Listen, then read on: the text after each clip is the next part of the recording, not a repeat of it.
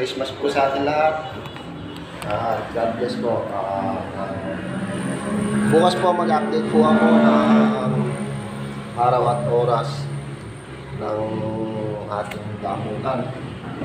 So ngayon po, December 26. Sa trabaho po tayo. Bukas po mag-update po ako. God bless po. Ingat. Merry Christmas.